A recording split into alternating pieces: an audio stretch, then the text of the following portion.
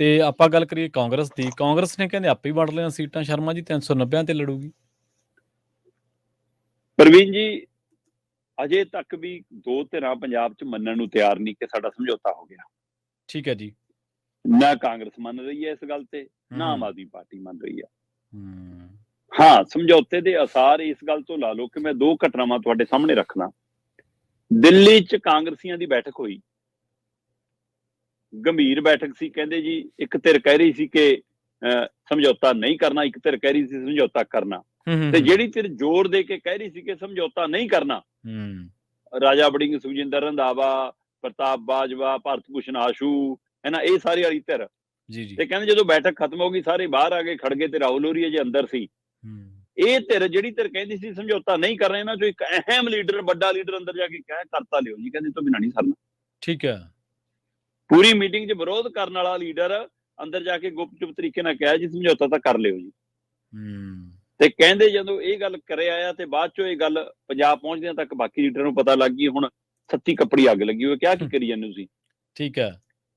ਇਹ ਤੋਂ ਮਤਲਬ ਪੰਜਾਬ ਦੀ ਕਾਂਗਰਸ ਵਿਰੋਧ ਕਰਨ ਵਾਲੀ ਵੀ ਹੁਣ ਸਮਝੌਤੇ ਦੇ ਰਾਹ ਪੈਣ ਨੂੰ ਫਿਰਦੀ ਆ, ਇੱਕ ਗੱਲ। ਦੂਜੇ ਪਾਸੇ ਪੰਜਾਬ ਦੇ ਮੁੱਖ ਮੰਤਰੀ ਭਗਵੰਤ ਮਾਨ ਹੋਰੀ ਕਹਿੰਦੇ ਕਿ ਪੰਜਾਬ ਤੇ ਦਿੱਲੀ 'ਚ ਮਾਵਾਂ ਆਪਣੇ ਜਵਾਕਾਂ ਨੂੰ ਸਭ ਤੋਂ ਛੋਟੀ ਕਹਾਣੀ ਸੁਣਾਇਆ ਕਰਨਗੀਆਂ, ਏਕ ਸੀ ਕਾਂਗਰਸ। ਹਾਂਜੀ ਹਾਂਜੀ, ਕਹਿੰਦੇ ਸੀ ਬਿਲਕੁਲ। ਪਰ ਕਹਿੰਦੇ ਸੰਵਿਧਾਨ ਨੂੰ ਬਚਾਉਣ ਲਈ ਸਾਨੂੰ ਇਹਨਾਂ ਨਾਲ ਗੱਠਜੋੜ ਕਰਨਾ ਪੈਣਾ। ਮਤਲਬ ਇਹਦਾ ਮਤਲਬ ਗੱਠਜੋੜ ਦੀ ਰੂਪਰੇਖਾ ਤਾਂ ਲਿਖੀ ਗਈ। ਹਾਂ, ਇਹ ਸਾਰੇ ਘਟਨਾਕ੍ਰਮ ਜਿੱਦਣ ਪੰਜਾਬ ਕਾਂਗਰਸ ਦੇ ਲੀਡਰਾਂ ਦੀ ਬੈਠਕ ਹੋਈ, ਉਦਣ ਹੋਰ ਸੂਬਿਆਂ ਦੇ ਲੀਡਰ ਵੀ ਬੁਲਾਏ ਸੀ ਨਾ। ਠੀਕ ਹੈ ਜੀ। ਤੇ ਸਾਰਿਆਂ ਦੀ ਗੱਲਬਾਤ ਸੁਣਨ ਤੋਂ ਬਾਅਦ ਕਾਂਗਰਸ ਨੇ ਆਪਣੀ ਇੱਕ ਵੱਡੀ ਬੈਠਕ ਕੀਤੀ ਤੇ ਉਸ ਬੈਠਕ 'ਚ ਤੈਅ ਕੀਤਾ ਕਿ ਦੇਸ਼ ਦੇ 9-10 ਸੂਬਿਆਂ 'ਚ 290 ਸੀਟਾਂ ਤੇ ਅਸੀਂ ਇਕੱਲਿਆਂ ਲੜਾਂਗੇ। ਠੀਕ ਹੈ। ਕਿਸੇ ਨਾਲ ਸਮਝੌਤਾ ਨਹੀਂ ਕਰਨਾ। ਤੇ 100 ਸੀਟਾਂ ਜਿਹੜੀਆਂ ਅਸੀਂ ਗੱਠਜੋੜ 'ਚ ਜਾ ਕੇ ਲੜਨੀਆਂ, ਉਹਨਾਂ ਸੂਬਿਆਂ 'ਚ ਲੜਨੀਆਂ ਜਿੱਥੇ ਕਿਸੇ ਨੂੰ ਛੱਡਣੀਆਂ, ਕਿਸੇ ਦੀਆਂ ਲੈਣੀਆਂ। 100 ਅਸੀਂ ਉਹ ਲੜਾਂਗੇ। ਇੰਜ ਕਾਂਗਰਸ ਨੇ 390 ਸੀਟਾਂ ਆਪ ਹੀ ਆਪਣੀਆਂ ਤੈਅ ਕਰ ਲਈਆਂ। ਪ੍ਰਵੀਨ ਜੀ, 543 ਚੋਂ 2014 'ਚ ਕਾਂਗਰਸ 464 ਤੇ ਲੜੀ ਸੀ। ਠੀਕ ਹੈ। 543 ਚੋਂ 2019 'ਚ ਕਾਂਗਰਸ 421 ਤੇ ਲੜੀ ਸੀ।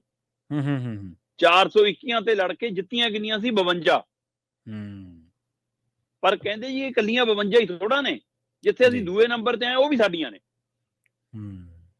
ਇਸ ਲਈ ਇਹ ਫਾਰਮੂਲਾ ਬਣਾ ਕੇ ਆਪਣੀ ਬੈਠਕ 'ਚ ਆਪੇ ਤੈਅ ਕਰ ਲਿਆ ਕਿ 52 ਆ, ਤੇ ਇਹ ਤੋਂ ਬਿਨਾਂ ਜਿੱਥੇ ਜਿੱਥੇ ਅਸੀਂ ਦੂਏ ਨੰਬਰ ਤੇ ਰਹੇ ਹਾਂ ਉੱਥੇ ਉੱਥੇ ਵਾਲੀਆਂ ਸੀਟਾਂ। ਲਓ ਜੀ, ਹੁਣ ਜੇਕਰ ਮੈਂ ਗੱਲ ਕਰਾਂ ਕਿ ਕਿੱਥੇ ਇਹਨਾਂ ਨੇ ਇਕੱਲੇ ਇਕੱਲੇ ਲੜਨਾ, ਤਾਂ ਉਹਨਾਂ 'ਚ ਕਹਿੰਦੇ ਗੁਜਰਾਤ ਇਕੱਲਿਆਂ ਲੜਾਂਗੇ। ਠੀਕ ਹੈ। ਅਸਾਮ ਇਕੱਲਿਆਂ ਲੜਾਂਗੇ, ਆਂਧਰਾ ਪ੍ਰਦੇਸ਼ ਇਕੱਲਿਆਂ ਲੜਾਂਗੇ, ਮੱਧ ਪ੍ਰਦੇਸ਼ ਇਕੱਲਿਆਂ ਲੜਾਂਗੇ, ਤੇਲੰਗਾਨਾ ਇਕੱਲਿਆਂ ਲੜਾਂਗੇ, ਹਿਮਾਚਲ, ਕਰਨਾਟਕ, ਕੇਰਲਾ, ਰਾਜਸਥਾਨ, ਛੱਤੀਸਗੜ੍ਹ, ਉੱਤਰਾਖੰਡ, ਉੜੀਸਾ ਇਕੱਲਿਆਂ ਲੜਾਂਗੇ। ਤੇ ਪ੍ਰਵੀਨ ਜੀ, ਇਸੇ ਪ੍ਰੋਗਰਾਮ 'ਚ ਆਪਾਂ ਗੱਲ ਕਰਦੇ ਰਹੇ ਹਾਂ ਕਿ ਆਮ ਆਦਮੀ ਪਾਰਟੀ ਦੀ ਦਿੱਲੀ, ਹਰਿਆਣਾ ਤੇ ਪੰਜਾਬ ਨੂੰ ਲੈ ਕੇ ਜਿਹੜੀ ਰਣਨੀਤੀ ਬਣ ਰਹੀ ਆ, ਉਹ ਬਣ ਰਹੀ ਹੈ ਕਿ ਦਿੱਲੀ 'ਚ ਆਪ ਵੱਧ, ਪੰਜਾਬ 'ਚ ਬਰਾਬਰ ਜਾਂ ਮਾੜੀ ਮੋਟੀ ਕਾਂਗਰਸ ਉੱਪਰ ਥੱਲੇ, ਤੇ ਹਰਿਆਣਾ ਕੱਲੀ ਕਾਂਗਰਸ ਨੂੰ ਛੱਡ ਦੇਣਗੇ। ਇਹ ਗੱਲ ਹੋ ਰਹੀ ਸੀ। ਤੇ ਹੁਣ ਇਸ ਬੈਠਕ 'ਚ ਕਾਂਗਰਸ ਨੇ ਆਪ ਤੈਅ ਕੀਤਾ ਕਿ ਹਰਿਆਣਾ 'ਚ ਅਸੀਂ ਇਕੱਲਿਆਂ ਲੜਾਂਗੇ। ਠੀਕ ਹੈ। ਤੇ ਜਿੱਥੇ ਜਿੱਥੇ ਕਿੰਨੀਆਂ ਕਿੰਨੀਆਂ ਤੇ ਲੜਾਂਗੇ ਉਹ ਵੀ ਤੈਅ ਕਰ ਲਈਆਂ ਆਪੇ। ਆ 100 ਸੀਟਾਂ ਦੀ ਵੰਡ ਕਰਨੀਆਂ ਜਿਹੜੀਆਂ ਭਾਈਵਾਲ ਵਾਲੇ ਸੂਬਿਆਂ 'ਚ, ਉਹਨਾਂ ਦੇ ਵਿੱਚੋਂ ਕਹਿੰਦੇ ਜੀ ਅਸੀਂ ਜਿਵੇਂ ਬਿਹਾਰ ਦੇ ਵਿੱਚ 9 ਸੀਟਾਂ ਤੇ ਲੜਾਂਗੇ ਜੀ, ਦਿੱਲੀ 'ਚ 5 ਤੇ ਲੜਾਂਗੇ।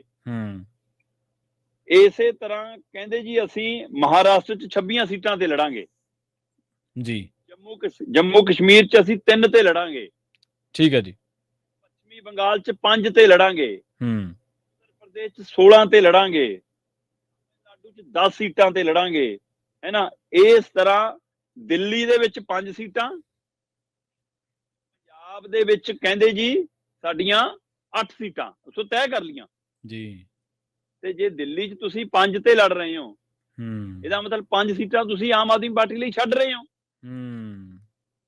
ਜੇ ਤੁਸੀਂ ਪੰਜਾਬ ਦੇ ਵਿੱਚ 8 ਸੀਟਾਂ ਤੇ ਲੜ ਰਹੇ ਹੋ, ਤਾਂ ਇਹਦਾ ਮਤਲਬ ਤੁਸੀਂ 5 ਸੀਟਾਂ ਆਮ ਆਦਮੀ ਪਾਰਟੀ ਲਈ ਛੱਡ ਰਹੇ ਹੋ। ਹਾਂਜੀ ਹਾਂਜੀ। ਇਹ ਹੁਣ 8-5 7-6 ਹੋ ਜਾਵੇ ਵੱਖਰੀ ਗੱਲ ਹੈ, 7 ਹੋ ਜਾਵੇ ਵੀ ਵੱਖਰੀ ਗੱਲ ਹੈ। ਦਿੱਲੀ ਵਾਲਾ 5-5 ਵਾਲਾ 6-4 ਹੋ ਜਾਵੇ ਵੱਖਰੀ ਗੱਲ ਹੈ। ਕਾਂਗਰਸ ਨੇ 290 ਸੀਟਾਂ ਤੇ ਕੱਲਿਆ ਉਹਨਾਂ ਸੂਬਿਆਂ 'ਚ ਜਿੱਥੇ ਕਿਸੇ ਨਾਲ ਗੱਠਜੋੜ ਨਹੀਂ, ਤੇ ਬਾਕੀ ਜਿੱਥੇ ਜਿੱਥੇ ਗੱਠਜੋੜ 'ਚ ਲੜਨਾ ਉੱਥੇ ਦੀਆਂ 100 ਸੀਟਾਂ ਆਪ ਹੀ ਤੈਅ ਕਰ ਲੀਆਂ। ਹੁਣ ਇੰਡੀਆ ਗੱਠਜੋੜ 'ਚ 390 ਸੀਟਾਂ ਦਾ ਫਾਰਮੂਲਾ ਲੈ ਕੇ ਜਦੋਂ ਜਾਣਗੇ ਜੀ ਫਿਰ ਉੱਥੇ ਤੈਅ ਹੋਊਗਾ ਕਿ ਉਹਨਾਂ ਨੇ ਇੰਨੀਆਂ ਛੱਡਣੀਆਂ ਜਾਂ 350 ਤੇ ਛੱਡਣਾ ਇਹਨਾਂ ਨੂੰ 320 ਤੇ ਛੱਡਣਾ। ਉਧਰ ਨਤੀਸ਼ ਅਜੇ ਮੰਨ ਨਹੀਂ ਰਹੇ, ਕਹਿੰਦੇ ਮੂੰਹ ਜਵਾਨੀ ਕਹੀ ਜਾਂਦੇ ਨੇ ਕਿ ਮੇਰੀ ਕੋਈ ਨਾਰਾਜ਼ਗੀ ਨਹੀਂ। ਰਾਹੁਲ ਗਾਂਧੀ ਨੇ ਫੋਨ ਕਰ ਲਿਆ, ਕਹਿੰਦੇ ਨਤੀਸ਼ ਜੀ ਨੂੰ ਕਿ ਤੁਹਾਨੂੰ ਕਨਵੀਨਰ ਬਣਾਉਣਾ ਸੀ। ਉਹ ਕਹਿੰਦੇ ਫਿਰ ਬਣਾ ਲੈਣਾ ਸੀ, ਹਾਲੇ ਤੱਕ ਬਣਾਇਆ ਕਿਉਂ ਨਹੀਂ? ਕਹਿੰਦੇ ਜਿੱਦਣ ਬਣਾਉਣਾ ਸੀ ਉਦਣ ਹੀ ਮਮਤਾ ਨੇ ਖੜਗੇ ਵਾਲਾ ਨਾਂ ਚੱਲਤਾ, ਇਸ ਲਈ ਕਹਿੰਦੇ ਇਹ ਮਾਮਲਾ ਠੰਡਾ ਚਲਾ ਗਿਆ। ਤੇ ਹੁਣ ਰਾਹੁਲ ਕਹਿੰਦੇ ਚਾਹੁੰਦੇ ਨੇ ਅਗਲੀ ਇੰਡੀਆ ਗੱਠਜੋੜ ਦੀ ਬੈਠਕ 'ਚ ਨਤੀਸ਼ ਕੁਮਾਰ ਨੂੰ ਕਨਵੀਨਰ ਬਣਾ ਦਿਓ ਇੰਡੀਆ ਗੱਠਜੋੜ ਦਾ। ਤੇ ਉਧਰ ਕੁਝ ਲੀਡਰ ਕਹੀ ਜਾਂਦੇ ਨੇ ਕਨਵੀਨਰ ਤਾਂ ਬਣਾ ਲਿਓ, ਕਿਤੇ ਐ ਨਾ ਹੋਵੇ ਉਧਰ ਉਹ ਬੀਜੇਪੀ ਕੰਨੀ ਜਾ ਚਲੇ ਤੇ ਫਿਰ ਥੋੜਾ ਕਨਵੀਨਰ ਦੇ ਭੱਜ ਗਿਆ, ਫਿਰ ਇੰਡੀਆ ਗੱਠਜੋੜ ਦਾ ਕੀ ਰਹੂਗਾ।